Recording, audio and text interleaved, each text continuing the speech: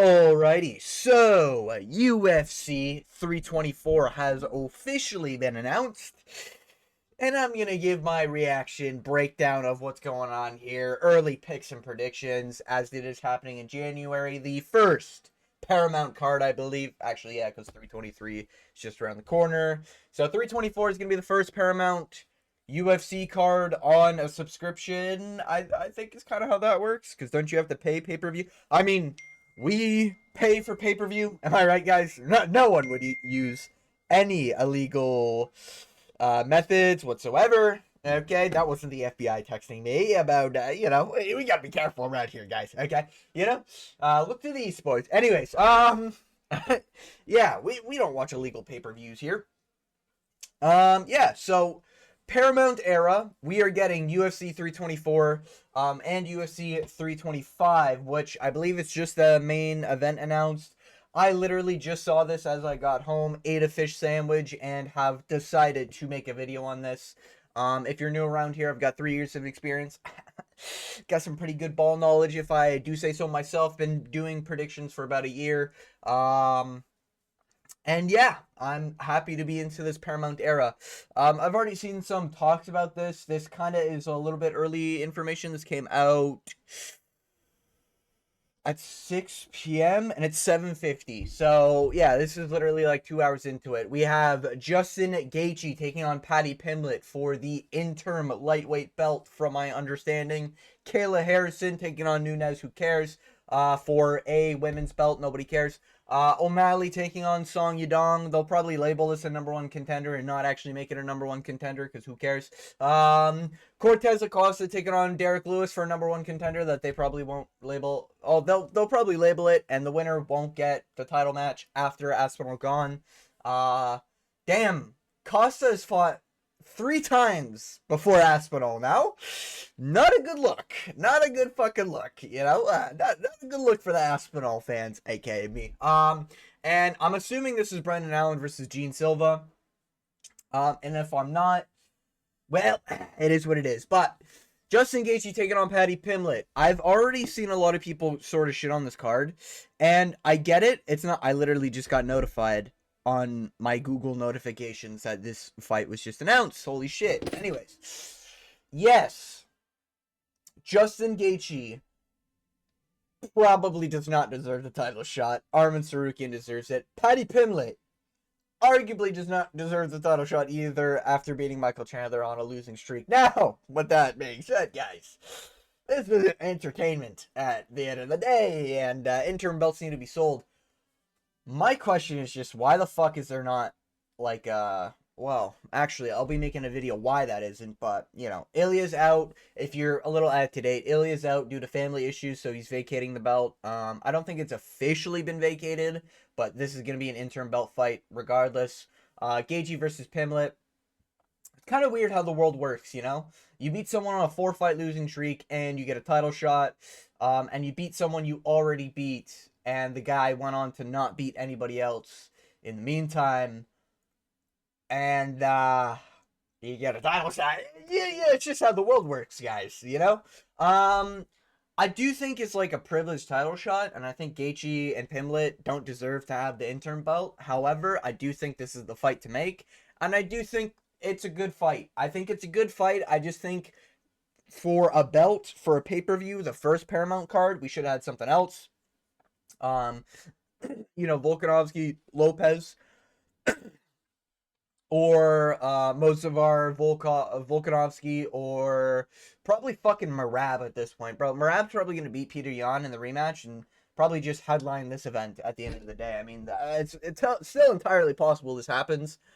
Same thing with Pereira. Maybe Pereira just takes a fight with John Jones with 0 fucking prep time, I guess. But still, some funky things can happen. However, this is looking like the main card so far.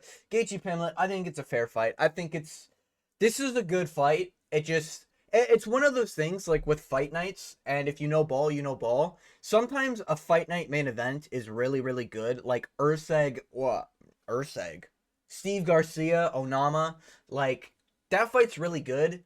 Shouldn't be the main event. We can just all be honest. Gaethje Pimblett should not be the main event. To be honest, Harrison Nunez should be above this. I don't know why this is. If the main event is Gaethje Pimlet, that's a little weird. But a lot of people are counting out Gaethje. I think Gaethje's always counted out in every single matchup. Gaethje could get it done. He does hit hard. I imagine his power still hasn't left him, even though it's been a little bit since he's fought. I think he's still good. He's a good scrapper, and he knows grappling, and I think this will end up getting to the ground, and we'll be seeing some reversals. Paddy Pimlet's not Khabib on the night of his retirement fight. I mean, we can just call it as it is, you know? Paddy Pimlet's not Oliveira on the ground either. He's just good on the ground. We can say that. He's good on the ground. He's not Oliveira good on the ground. So I think this is a little bit interesting fight. It does kind of remind me of a Max Holloway versus Dustin Poirier trilogy, where it's one of these guys is pretty old, the other one's just entering his prime. All right, in Max Holloway's case, I'd say he's just sort of leaving his prime, or you could make an argument he's in his prime now. But I do think Gaethje is probably gonna lose this one. I'm going to go with Paddy Pimlet. Now, I imagine the odds are going to be wild. It's probably going to be like minus 400 Paddy. That's kind of what I'm expecting. I haven't looked at odds yet. But I could see it being like that. I would not bet Paddy at anything more than a minus 150. Personally, just for betting advice. But then we move on to the co-main event. Harrison versus Nunez. I don't give a fuck. I don't care. Don't care. It's a women's fight. If I had to pick, though, people forget, man. I picked Shevchenko to fraud check Zhang Weili. I'm gonna go with Harrison. She's more of a man, probably on roids. Didn't she fail a roids test at some point a while back at like the PF No One Asked, or One True Champions No One Cares For, something like that? I don't know, one of those other organizations. I swear she popped or something, but she's been looking like a man out there. She'll probably still look like a man and just like muscle around Nunez, who's probably not really been that in the minds. I know she's talked about coming back, but it's one thing talking about coming back and then actually making a return. I imagine it's going to look a lot like maybe Aljo Cejudo when they fought, where like people are going to be arguing Nunez could have won it, but Harrison wins it. And then when you look at it again, it's kind of like, Harrison could win this. Maybe the judge ends up being fucking related to Harrison, or the husband of Harrison, or hey, I don't judge, wife of Harrison. I don't know. I don't know what's going on over there, but yeah, O'Malley Song Yadong, good fight, actually really good fight. Finally get to see O'Malley come back. It's been a hot minute since his title fight loss to Merab in the rematch, not looking good. I do think this is a very approachable matchup. I'm going to be picking O'Malley. I think O'Malley's just going to slaughter Song Yadong. Song is just sort of like top 10. He's just not really ever going to be top 5, in my opinion. Now, I know he might like sneak in the rankings of top 5, but what I mean is in bantamweight, there's always going to be, in my mind, 4 to 5 people better than him, including the champ. And yeah, I think O'Malley's just that one step higher. Now, over or under how many times O'Malley slips on his ass, because for some reason he just does it all the time.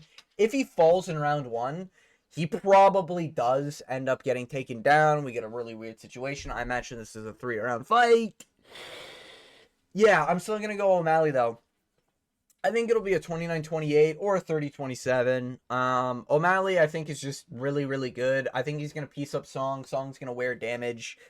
Song might land a bit more, but one takeaway I had from his last fight with Henry, not the eye pokes thing, but the he's very hittable. Like, listen, he won. I think he won a 30-27 with that weird scorecard situation, or it was a 29-28, one of the two. But I do think, what's his name? I think Song's just hittable, man. Like, Henry should not be landing that well, being that short, having that little of a reach, O'Malley's really good on the feet. People forget, man, this guy is top 5 strikers, maybe, it just, he can't handle people mixing the grappling. Song can mix in the grappling. He's normally not that good at doing it, though, and he normally doesn't take down guys who are good in the grappling. I kind of hope O'Malley does something wild, like pulls off a submission or some shit, just to really prove that he's still top dog, or KO's Song, but I think it'll be a 30-27, 29-28, like a clear 29-28. With Song maybe getting one round due to volume. Like, the way I imagine it, round one is probably O'Malley because he busts up Song's nose is bleeding. Round two, it's probably pretty close, but O'Malley probably wins it, getting the better shots, stuffing the takedowns, doesn't get taken down. Round three, Song might win via volume, but even then O'Malley might have some strong shots and arguably wins that round. Overall, we'll see a 29-28. Moving on, Cortez Acosta, Lewis. Early prediction, Cortez Acosta. He's just better than Lewis. I mean, it's as simple as that. I mean, it's every Derek Lewis fight, really. It's if Derek Lewis lands the shot or not. He probably will land the shot. I kind of think Cortez Acosta will survive it, though. This guy's got a crazy chin for some reason. Yeah, maybe it's like, I think he's Moroccan, so it's probably something to do with that. And then Brendan Allen versus Gene Silva. Hold up. Is this actually the Silva versus Allen? Is this lightweight? Because I know Arnold Allen said he was gonna move up, right? No, it's a featherweight bout. Okay. I've got Gene Silva. I like my boy Arnold Allen. I don't think Gene Silva deserves this. So I guess getting fraud checked by the number one contender warrants you getting a jump up the rankings. Yeah, we just don't care about rankings anymore, I guess. But maybe that's just the way the sport has to go in order for it to make money. I guess that's just the way it goes. But yeah, Brendan Allen, man. Fuck. Arnold Allen taking on Gene Silva. I do think Gene Silva's going to win via TKO. Arnold Allen got dropped by Mosavar. Not a good look in hindsight. He got dropped by Max Holloway. Not a good look in hindsight. Arnold's been making it very close with, like, Giga. He made it very close with Mosavar, but that was mainly because he got robbed of that, like, knee to the face. Arnold's really good. Like, really, really good. I think Gene Silva's just gonna, like, flatline him at some point. Like, I think it's gonna be one of those, he gets dropped pretty bad, and the ref calls it. You know, he gets dropped, covers up, ref calls it, and it's a night. You know, maybe not, like, flatlined. I think he'll probably, like, face plant or something like that. I can see that happening. Gene Silva's really good, and despite me picking Diego Lopez to fraud check Gene Silva, yeah, Gene Silva's really good. He is. He's really strong. Gene Silva just needs to know when he's ahead and start trying to get a fucking ego, okay? Diego Lopez is built different, and I think Diego Lopez would have, like, blenderized Arnold Allen. But Arnold's good. He's tricky on the feet. He's got some sneaky takedowns, some really good takedown defense. I don't think Silva's going to be shooting a takedown. He might. He's been shooting takedowns recently, to be fair. If I'm Arnold Allen, I would be shooting takedowns, and I would be grinding on Silva early. It's very apparent Gene Silva's got a grappling problem, and I know some people might look at the Bryce Mitchell fight and be like, oh, but he submitted Bryce Mitchell. Having offensive grappling is not the same as having defensive grappling. There are some people who kill it offensively, you know, but they can't do it defensively. Dustin Poirier is kind of one of those guys. Gene Silva's another guy like that, you know. And another thing, too, is that Diego Lopez fight made me really think, like, wow, Silva's kind of tiny out there. Like, he is kind of not as big as a lot of people think Silva's presence is massive because of his stance, and he's wide. He's not that big out there. So I can see Arnold Allen out-muscling some things, but I think Silva's going to win via TKO, probably second round, maybe third round. But yeah, that's my early prediction and reaction to this. I think these are all bangers of fights, and if you literally just had a Merab Umar 2 or a Merab, somebody else is a number one contender right now. Who else is number one contender? Merab Davison Figueiredo, if you wanted to, even though, like, doesn't have the same ring to it, you know, because Figgy just came off a really boring performance. But, you know, Merab versus someone, or if you had Pereira versus fucking guy he's like maybe not already beat. I don't want to see Yuri dead again. That's our GOAT. It was a storm. However, Pereira Olberg, something yucky like that. Even something like that, I think would make this more interesting. But it is missing that one fight. It's just like a fight night that's like really good fights. Where's that main event? There's no name here that like sort of rings off main event. Pimlet Gaethje. That's not a main event fight. That's like an opener to the main card. I don't know. Maybe that's just me. But I think a lot of people, you can even see it in the video, fucking pathetic of an organization. WWE matchmaking has more respect. How the fuck is Armin not fighting for the title? Yeah, I mean, Armin should be fighting for the title. Hey, you know what? That's it. I've had enough. Hey, you know how you fix this?